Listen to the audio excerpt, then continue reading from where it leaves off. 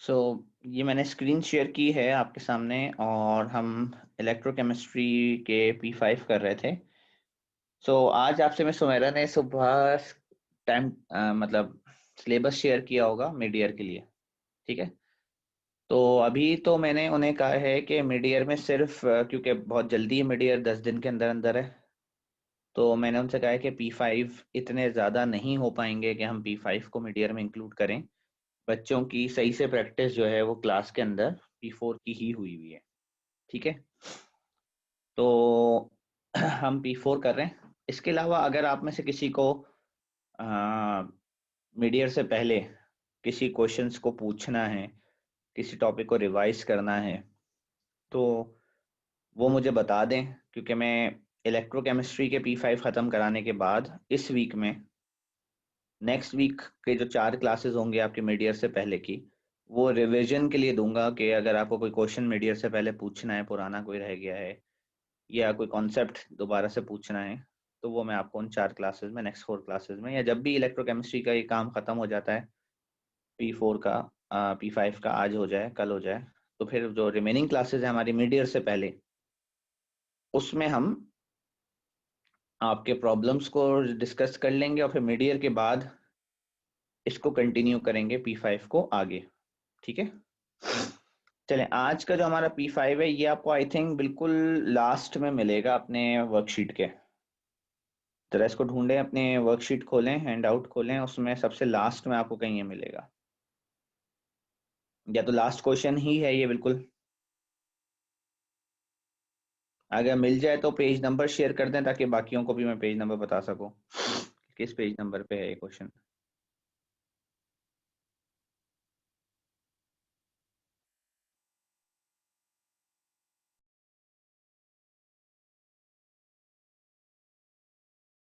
जी, page number 96 पे है। Students ने बताया है, तो जो बच्चे ढूंढ रहे हैं वो पेज 96 पे चले जाएं। Thank you. अच्छा जी, अब हम इसको सॉल्व करते हैं। ग्राफ आप लोगों ने ड्रॉ करना है, ठीक है, और बाकी पार्ट्स वगैरह सारे मैं आपको हेल्प आउट कर रहा हूँ कैसे सॉल्व करना है। कह रहे हैं student investigates the charge Z positive carried by aqueous manganese ions. ठीक है, स्टूडेंट ने चार्ज निकाला है जो कि एक्वस मैग्नीज आयंस का है। The electrochemical cells shown is set up for this investigation with the following two half cells. और इस तरह का इन्होंने एक इलेक्ट्रोकेमिकल सेल सेटअप कर दिया है। अच्छा, मैग्नीज का जो हाफ सेल है ना, उसमें कंसंट्रेशन 1 मोलर नहीं है, इन्होंने पहले ही बता दिया है कि मैग्नीज आयन की कंसंट्रेशन उन्होंने हाफ मोलर लिया। तो जाहिर सी बात है कि यहाँ पे पोटेंशियल स्टैंडर्ड हो गई नहीं। और कॉपर जो है ना, कॉपर स्टैंडर्ड है। कॉपर को अगर आप देखें तो E0 मेंशन्ड है और 0.34। तो इससे स्टूडेंट को तो समझ में आ जाना चाहिए कि इस पॉइंट पे तो वोल्टेज हमेशा 0.34 रहेगा। यहाँ का वोल्टेज थोड़ा सा वेरिएबल रहेगा। ये जिस इक्विपमेंट को इन्होंने लेबल करने को कहा है वो obviously it's a voltmeter. So ये फ्री के एक नंबर है आपका। और ये जिसको लेबल करने को कहा हुआ that is a salt bridge. सही है। और कह रहे हैं कि कॉपर आयन की कंसंट्रेशन क्या होगी, तो everyone knows that is going to be 1.0 moles per dm cube concentration होगी। ठीक है, स्टैंडर्ड कंडीशन उन्होंने आपसे पूछ ली है। क्वेश्चन ये है, during the investigation the student plans to use solutions of M and aqueous of lower concentrations than 0.5। कह रहे हैं इससे भी कम कंसंट्रेशन बनानी है। तो ये बार बार एक क्वेश्चन आ रहा है कि, और ये बहुत दफा आता है कि आप एक कंसंट्रेटेड सॉल्यूशन से डाइल्यूटेड सॉल्यूशन कैसे बनाते हैं। कंसंट्रेटेड से डाइल्यूटेड, इसको डाइल्यूशन कहते हैं। उसके लिए फॉर्मूला लगता है C1V1 equals to C2V2। So C1 concentrated की कंसंट्रेशन है 0.5। V1 उसका कितना वॉल्यूम आपको चाहिए वो निकालना है। C2 डाइल्यूटेड की कंसंट्रेशन है जो कि 0.2 है। ये वैल्यूज मुझे यहाँ से मिली हैं दोनों। ये कंसंट्रेटेड की वैल्यू है, ये डाइल्यूटेड की वैल्यू है। ठीक है। और डाइल्यूटेड का वॉल्यूम कितना बनाना है, डाइल्यूटेड का वॉल्यूम बनाना है 100। तो वो हो जाएगी इनटू 100। तो इसमें आप V1 को सब्जेक्ट बनाएं, V1 आप यहाँ पुट करेंगे। आंसर बताएं बेटा कितना आ रहा है?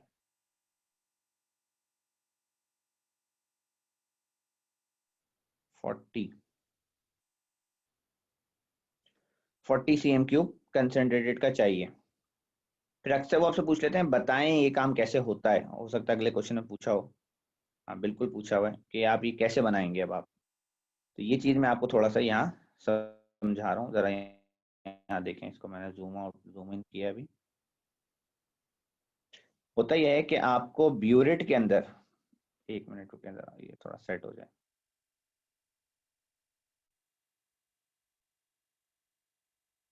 ब्यूरेट के अंदर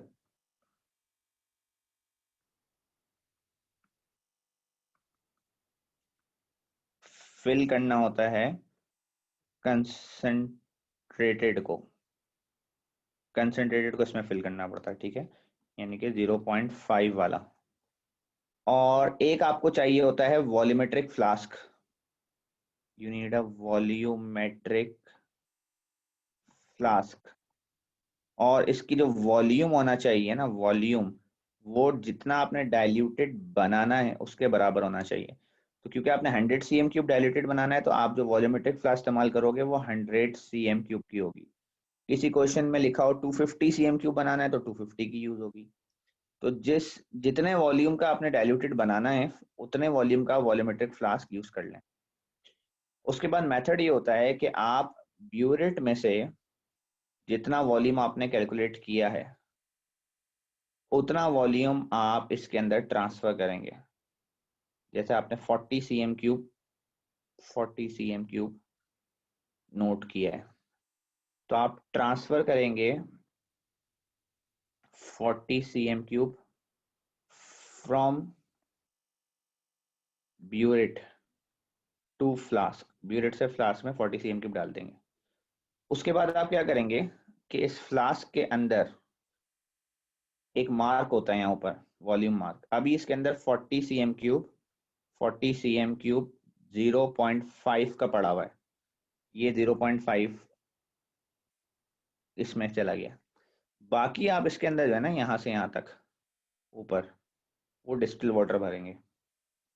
इतना आप इसके अंदर डिस्टिल वाटर करेंगे। तो आप ऐड करेंगे distil water to the mark. जब आप ऐसा कर लेंगे तो 0.2 mole diluted 100 cm cube forms.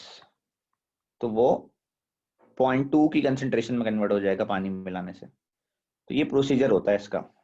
अब आपने यहाँ पर लिखना है ये।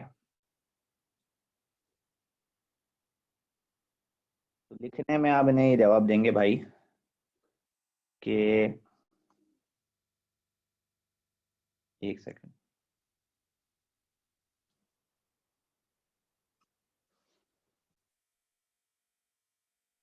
अब इन्हें लिखेंगे fill a burette with 0.5 mole per dm cube MnZ positive aqueous. Burette को उससे फिल करें, transfer 40 cm cube from this burette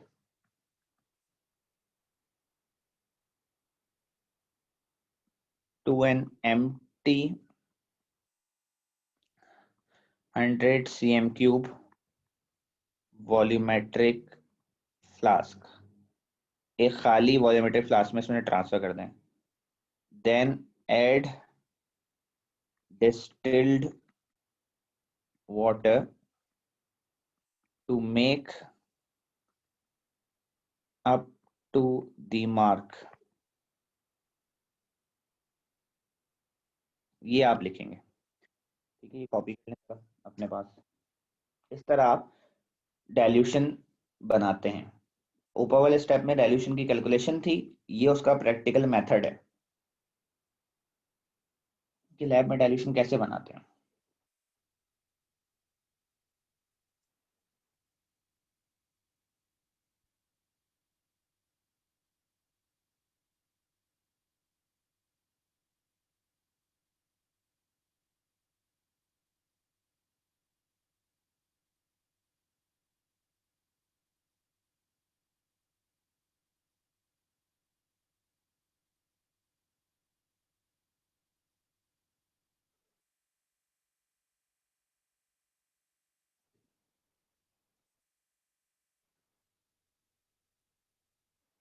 ठीक है, ओके। सो इसके अलावा नेक्स्ट क्वेश्चन इन्होंने आपसे पूछा है, एक सेकंड, ओ ज्यादा ही छोटा हो गया भाई।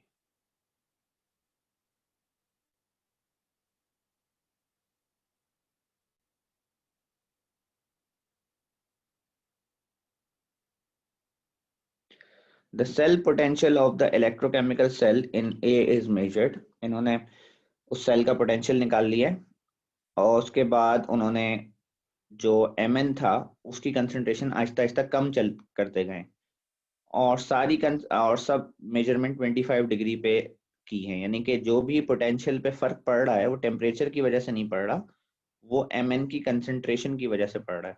ठीक है, अब अगर हम टेबल को देखें तो टेबल में सबसे इम्पोर्टेंट बात यह है कि सारी रीडिंग जो है ना वो 2 और 3 डेसिमल, ये इंपॉर्टेंट बात होती है। देखें खुद भी वो बोर्ड से लिख के देता है, आपको भी इसको नोट करना है कि ये सारी रीडिंग 2 डेसिमल प्लेस तक होना चाहिए और ये सारी 3 तक, आपको भी ये लेनी, और ये इंपॉर्टेंट उसने इक्वेशन दे दी। ठीक है, अब आपने क्या करना है कि इस कॉलम का इस कॉलम से ताल्लुक है लॉग कंसंट्रेशन। ठीक है, और इस कॉलम का इस कॉलम से ताल्लुक है यूजिंग दिस फॉर्मूला। कैसे? यानी कि अगर आपने मैग्नीज का जो ये आंसर आया है, ये इस तरह आया है कि इन्होंने -1.529 में से ऐड किया है 0.34 को, तो फिर ये आंसर बना है। तो अगर आप यहाँ सॉल्व करना चाहते हैं ये वाला पार्ट, तो ये इस तरह आएगा कि -1.541 में आप ऐड करेंगे 0.34। ये सॉल्व करना चाहते हैं तो -1.550 में आप ऐड करेंगे 0.34। इन सबको ऐड करते जाएं, आपके आंसर्स आते जाएंगे। ठीक है, उसके बाद जब आप टेबल सॉल्व कर लें तो डाटा को प्लॉट करें। डाटा को प्लॉट करने के बाद ग्राफ में एनामोलस पॉइंट सर्कल कर लें जो एबनॉर्मल पॉइंट है। सही है, उसके बाद ये मैं करवाऊंगा आपको, ये अभी आप मत कीजिएगा, पार्ट टू मैं सॉल्व कराऊंगा। उसके बाद आपने क्या करना है, आपने जो है ना वो इसका y इंटरसेप्ट निकालना है। y इंटरसेप्ट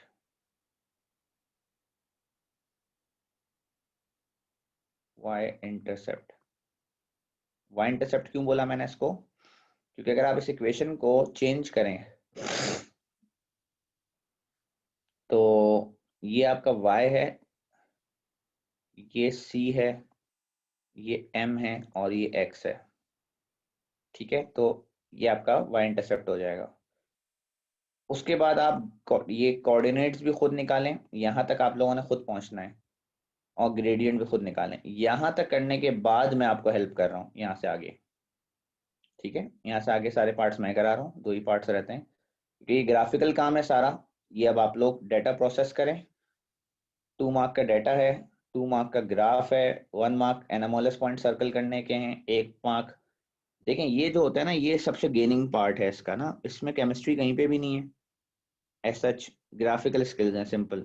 आपने डाटा प्रोसेस किया 2 मार्क, प्लॉट किया 2 मार्क, एनामोलस पॉइंट सर्कल किया 1 मार्क। उसकी एक्सप्लेनेशन केमिस्ट्री है वो अभी छोड़ देते हैं। 1 मार्क आपने वाई इंटरसेप्ट निकाला और फिर दोबारा से 2 मार्क आपके जो है ना वो ग्रेडियंट निकालने का हो गया। तो 2 4 6 और 2 8 नंबर, 8 मार्क्स जो है ना, 8 marks out of the 15 marks question is not of chemistry. Like 60%, almost 60% marks जो है ना इसके, वो हर दफा यही है। तो अगर आप ये एरिया पक्का कर लेते हैं तो इस क्वेश्चन के अंदर 60% तो आपका काम हो गया आगे। उसके बाद के पार्ट जो होते हैं ना वो केमिस्ट्री से रिलेटेड होते हैं, वो थोड़ा सोचना पड़ता है। सो जल्दी से यहाँ तक प्रोसेस करें और फिर मुझे बताएं ग्रेडियंट कहाँ तक आया आपका, हुआ इंटरसेप्ट क्या आ रहा है। मैं वेट कर रहा हूँ तब तक।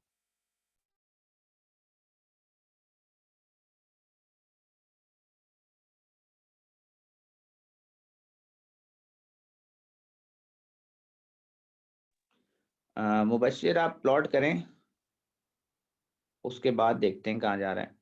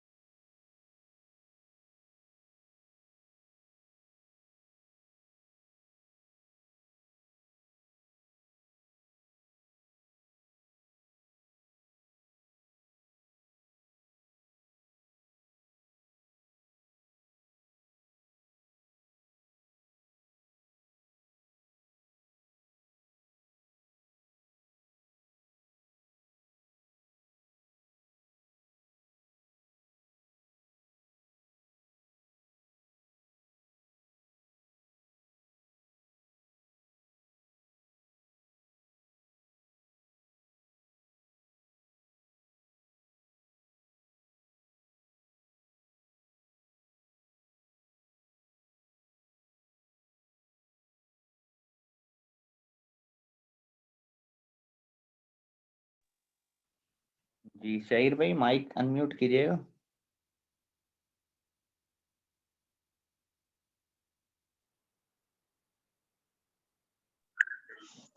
जी सर बोले। अभी ज्वाइन किया आपने?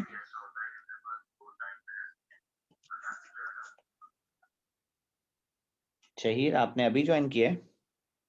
जी सर। बेटा एक ग्राफ प्लॉट करना है क्वेश्चन का, जी ठीक है। पेज 96 पे। Okay sir.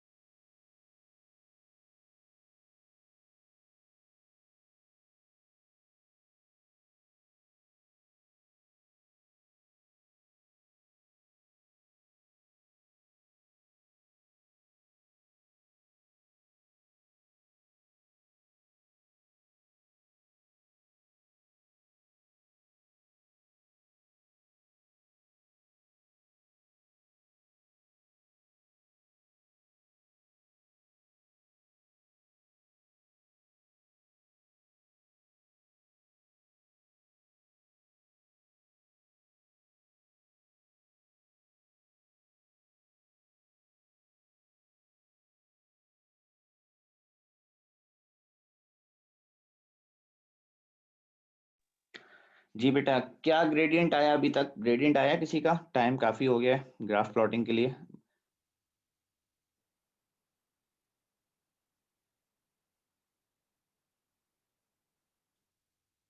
वाई इंटरसेप्ट कितना आ रहा है, ग्रेडियंट कितना आ रहा है? ये फैजान आपका ग्रेडियंट है ये?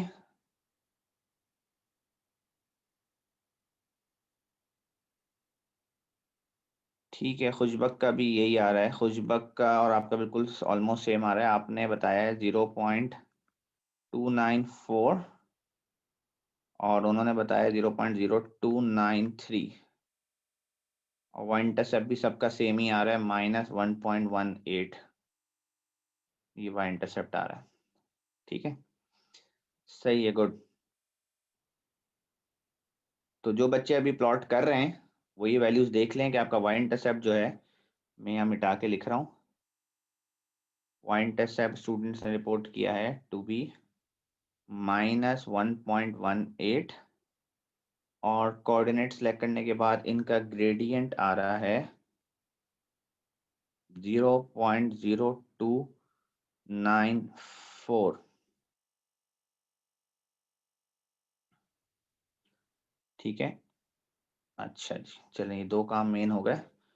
अब हम चलते हैं इक्वेशन की तरफ। कह रहे हैं अब आप अपनी इक्वेशन यूज करें और z की वैल्यू बताएं। आप याद रखें कि इक्वेशन में ये पार्ट जो था ना आपका, ये पार्ट,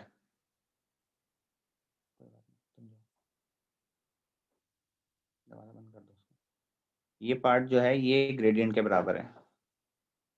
तो आपने क्या करना है, यहाँ पे आके 0.059 over z is equals to the gradient which is 0.0294। इसके बाद z को सब्जेक्ट बनाएं। अच्छा, अगर z होल नंबर ना भी आए ना, नियरेस्ट टू होल नंबर आए, तो आपको पता है z एक होल नंबर होना चाहिए।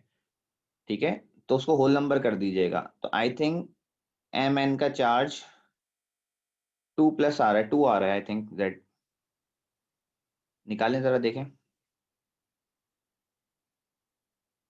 2.01 आ रहा है तो उसको 2 लिख देंगे आप। ठीक है, 2 लिखेंगे क्योंकि चार्ज होल नंबर होता है, फ्रैक्शन होता नहीं है। तो होल, इसका 2 आने का मकसद है आपका ऊपर का काम सारा सही है, वैसे भी आप लोगों के आंसर मैच हो रहे हैं।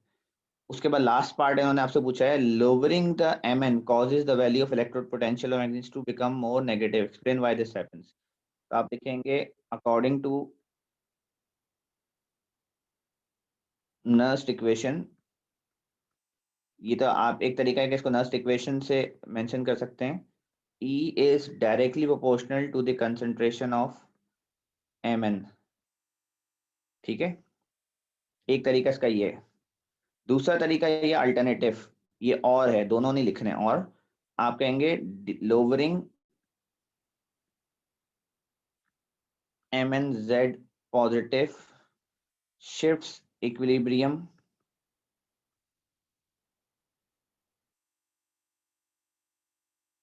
To left side. ठीक है, एक ये तरीका है। देखते हैं इन्होंने क्या एक्सप्लेनेशन यूज की है। इन्होंने देखें ग्राफ भी बना के दिया हुआ आंसर में, सही है, आप देख सकते हैं। और 2 आ रही है वैल्यू और -1.18 ग्रेडियंट दिया हुआ है, सही है, और ये सारे आंसर्स दिए हैं। अच्छा, अब जो एक पार्ट आपका रह गया है, एक सेकंड होल्ड कीजिएगा प्लीज।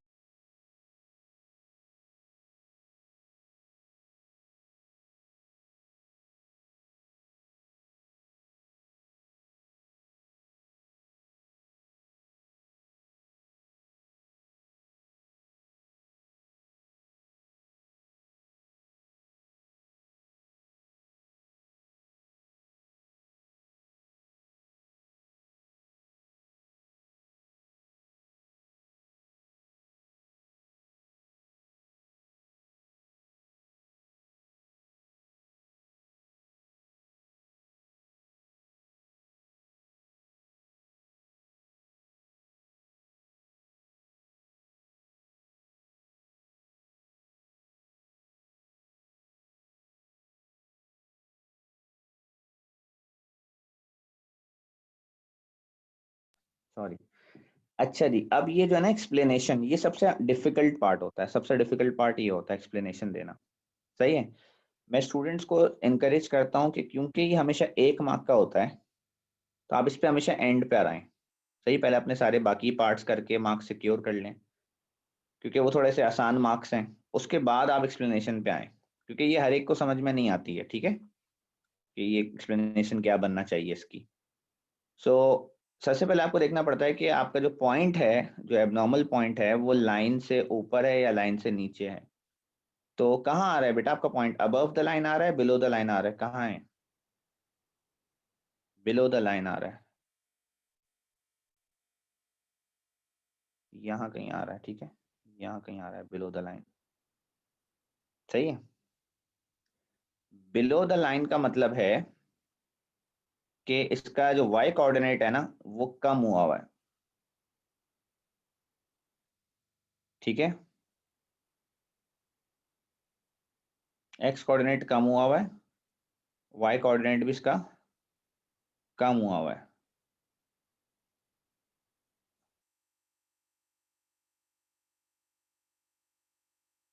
ठीक है। तो पोटेंशियल जो है, यानी कि y कोऑर्डिनेट कम होने का मतलब है कि इसकी वैल्यू अगर यहाँ होना चाहिए थी, तो इसकी वैल्यू इस वक्त यहाँ हुई हुई है, यानी कि वैल्यू मोर नेगेटिव हो गई। It has become more negative. More negative आपको याद रहेगा, इसका डायरेक्ट ताल्लुक किससे है? mn की कंसंट्रेशन से। तो इसका मतलब है mn की कंसंट्रेशन कम हुई हुई है। mn की कंसंट्रेशन कम होने का मतलब है ये कम हुआ हुआ है। इसका मतलब है सोल्यूशन आपका, आप जब डाइल्यूशन बना रहे थे, तो आप याद रहे कि बच्चा क्या करता है, अक्सर डाइल्यूशन बनाते वक्त ये गलती कर जाते हैं यहाँ पर कि जब मेकअप टू द मार्क बना रहे होते हैं, तो कभी कभार पानी जो है वो मार्क से ऊपर तक चला जाता है यहाँ पे, ठीक है? और जब पानी मार्क से ऊपर तक चला जाता है, तो उस वजह से ये इशू आता है कि डाइल्यूशन ज़्यादा हो जाती है। जब डाइल्यूशन ज़्यादा होगी तो कंसंट्रेशन कम हो जाएगी, और कंसंट्रेशन कम होने से पोटेंशियल भी आपका कम हो जाएगा। यहाँ पर एरर कॉज हुआ है इस जगह पे, इस पॉइंट में जब आपने यहाँ एरर कॉज हुआ है कि आपने पानी ज़्यादा डाल दिया है, डाइल्यूशन ज़्यादा हो गई है, ठीक है?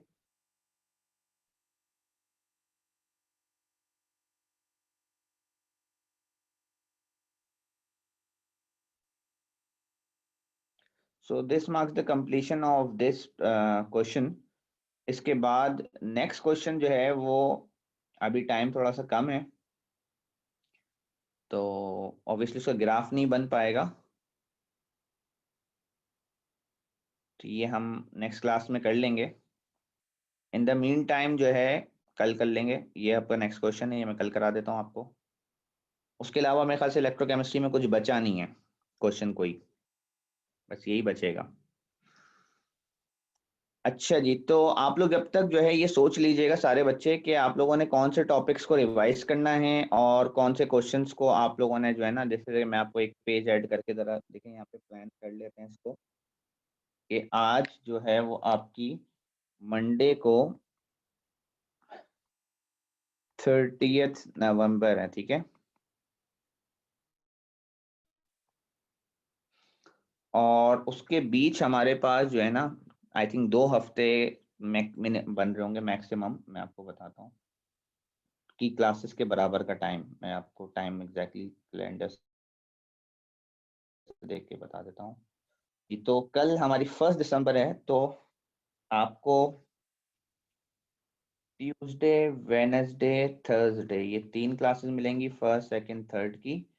उसके बाद दोबारा से नेक्स्ट मंडे आपको मिलेगा day, Tuesday 8, Wednesday 9, Thursday Thursday start कर रहे हैं ये अपना मीडिया।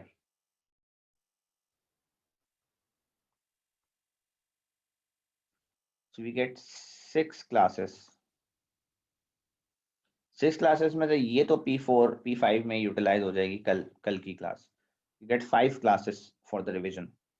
आपने क्या करना है, कल की क्लास तक मुझे बता देना है कि वेडनेसडे को प्रॉब्लम डिस्कस करनी है, किस टॉपिक की करनी है या रिवाइज करना है। मैं जो आपको प्लान दूं वो ये है कि आप ये कर लें कि वेडनेसडे वाली क्लास जो है ना, आप रख लें अपनी लेटेस्ट से पीछे जा रहा हूँ ताकि आपको टाइम मिले। इलेक्ट्रोकेमिस्ट्री के P4 की प्रॉब्लम्स, इलेक्ट्रोकेमिस्ट्री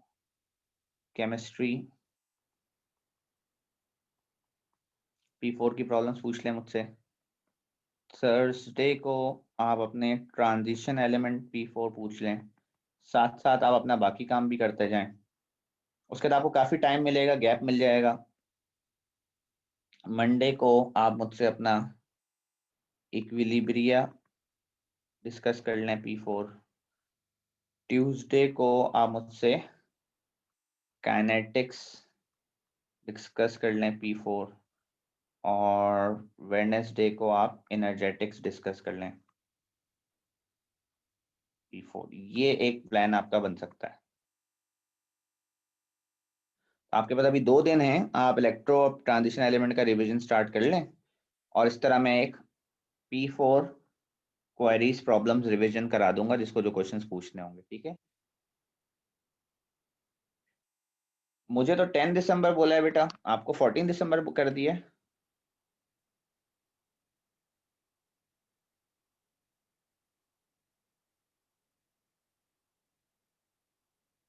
पता नहीं,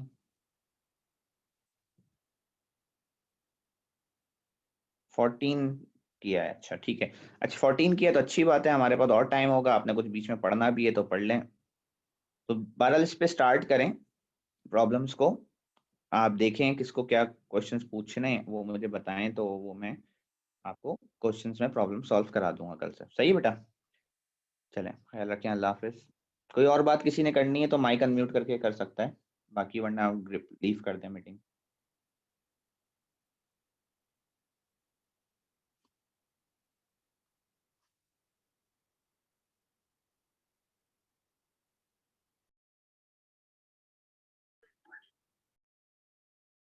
सर आप 5 टॉपिक का ये बना रहे हैं अभी मिड टर्म? जी यही पढ़े हैं अभी, और ये 5 नहीं है, आधा से ज़्यादा सिलेबस है बेटा। ये इसके बाद ऑर्गेनिक की बची है आपकी। सर ग्रुप 2 इंक्लूडेड है? ये ग्रुप 2 इंक्लूडेड है, सिलेबस भेज दिया आपको ग्रुप के अंदर, उसमें ग्रुप 2 लिखा हुआ है। ग्रुप 2 में रिवाइज करने को क्या है, 2 ही तो टॉपिक है उसके अंदर, ना उसके कोई क्वेश्चन मुश्किल है, वो तो स्ट्रेट फॉरवर्ड फैक्ट्स होते हैं। मेन टॉपिक तो ये है जिनमें बच्चों को प्रॉब्लम आती है। ग्रुप 2 तो काफ़ी स्कोरिंग है।